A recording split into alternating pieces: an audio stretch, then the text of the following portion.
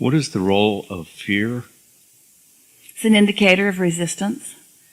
It's an indicator of resistance that you've let get a pretty good head of steam up. It's an indicator that it's time to take a nap or jump trains.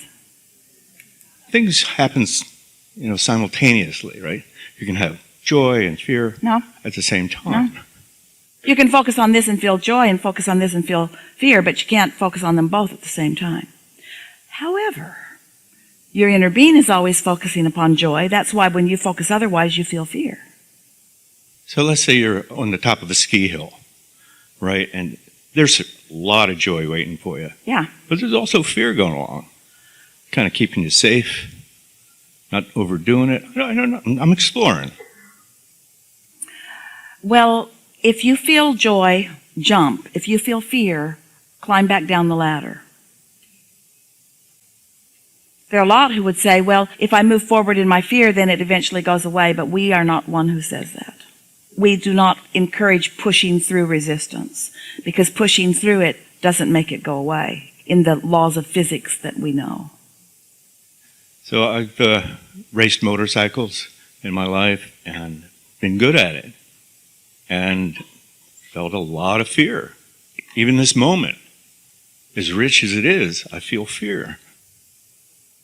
So are you saying to us that there's a mix of vibration that's moving about within you, and that your emotions follow that mix of vibrations? Yeah. And that your point of focus determines how the vibration, you're thinking about riding, and you join your inner being in the successful thought of riding, and then you worry about crashing and burning, and then you depart from your inner being long enough to feel that. So the question that we would be asking ourselves is, what is the predominant feeling about this? Predominant, most often felt, strongest. What is the true momentum about this? Because if you're moving really fast, it's like sticking a stick in the spokes of a bicycle. You can kind of come up short about it. And so the faster the momentum is going, the more uncomfortable an errant thought in opposition will be.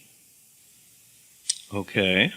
So the image of the train is that at the beginning of a race, when I'm feeling some fear, I'm thinking, I'm not completely in the moment like 100 miles an hour where you're just focused. But here's the thing. A lot more was going on before you were getting ready to be ready to be ready to be ready to be ready. There was a lot of energy flowing before the race began. And we know for sure, if all of that was fearful thought, you're not going to feel like going. Nobody could even strap you onto that thing and send you off in that direction.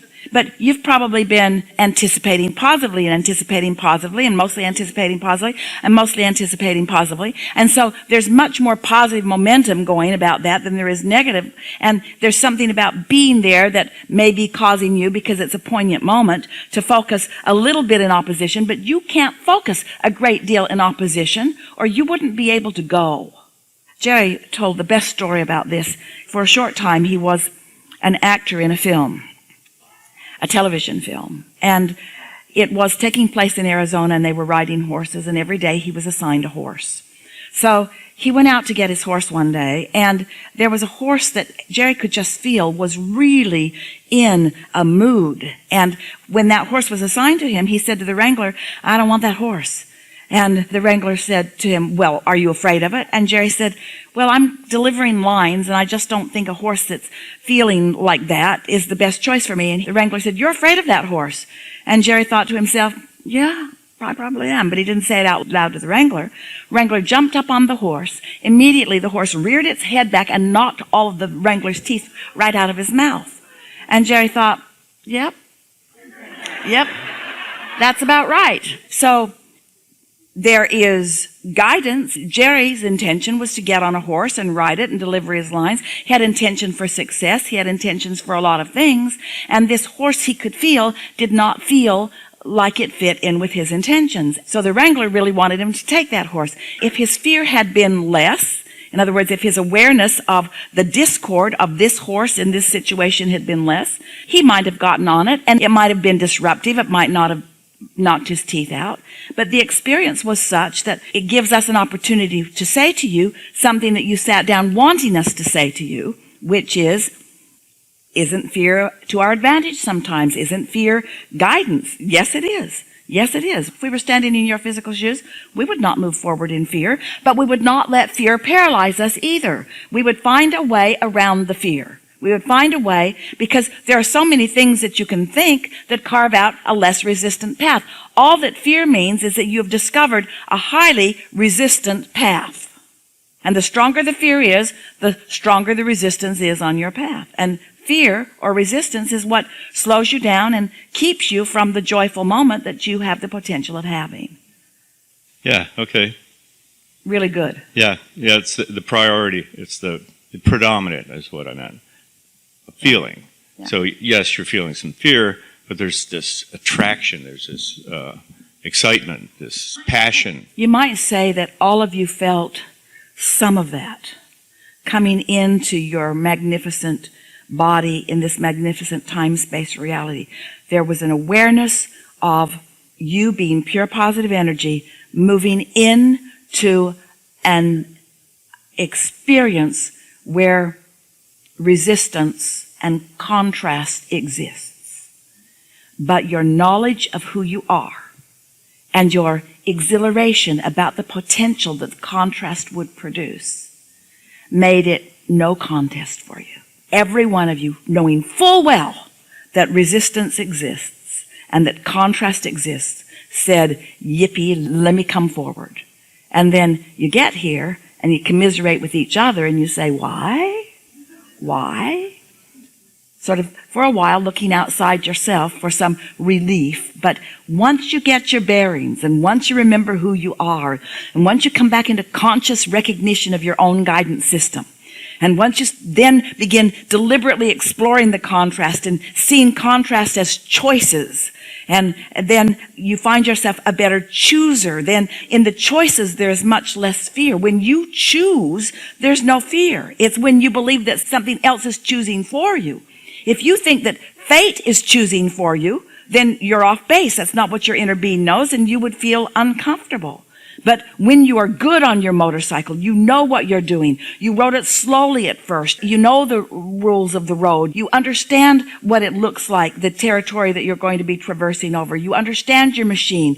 You are an extension of your machine. And so now your knowledge frees you from fear because you understand you're in control of your outcomes. There's not some chance or fate or someone else or some condition that controls you. You do. And the better you get at harnessing your own energies and knowing what you're doing with it and flowing in the way that you intend to and massaging your thoughts so that they feel more satisfying and more satisfying and more satisfying, the more you understand the laws of the universe and deliberately apply yourself within them, the more good results you get. Then the more you say, bring it on. I want to go faster rather than slower because faster is funner. Unless I'm not skilled, then slower is better. You each get to find your place within whatever subject it is you're focused upon. And the whole point of all of it is for the exhilaration and fun of it. The whole point of all of it is for the thrill and satisfaction of having choices and reaching for more than you have and then lining up with the more until you have it. And the having of it, the owning of it, the being of it is a vibrational being of it. It's not the possessing of it, although possessions come along with it. This is such a wonderful time to be in your physical body. Your timing could not be better.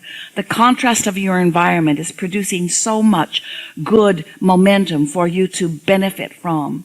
Your understanding, and you do, of the laws of the universe is serving you so well.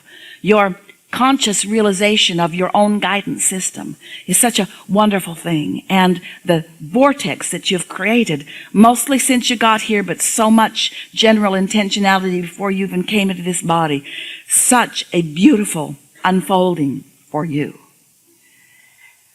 As we play with you like this, where we can feel you reaching for an understanding and then finding it, that visceral closing of the gap where something that is being said and something that you are hearing just clicks into place for you, has left you in a place the likes of which you have never been before vibrationally. Everything in your world will now be somewhat different to the degree that you have shifted. It's been a wonderful shifting. It's been a wonderful acknowledgement, more acknowledgement of who you really are than most people accomplish in a very long time. So, moving forward, moving moreward,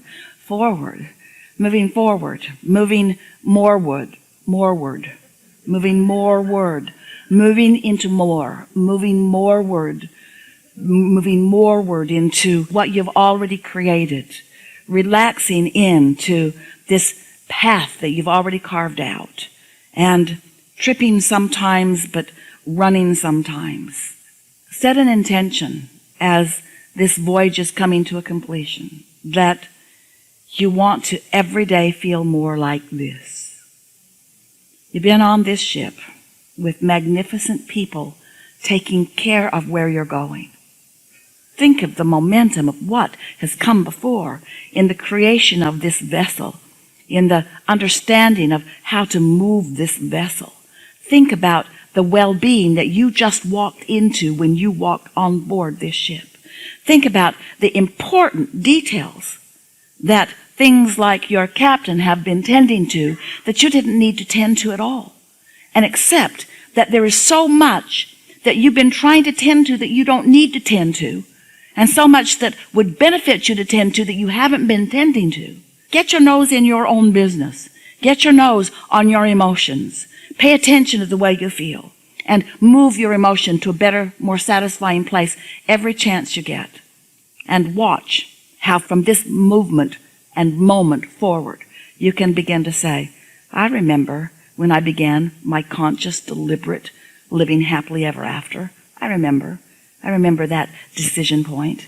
I remember. You don't know how much you contribute to all that is, but we do.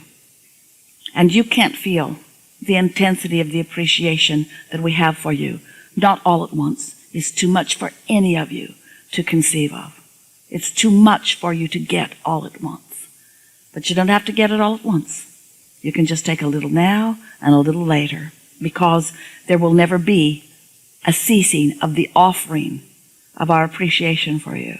We know your value, and we appreciate it. There is great love here for you. And as always, we remain eternally in your vortex.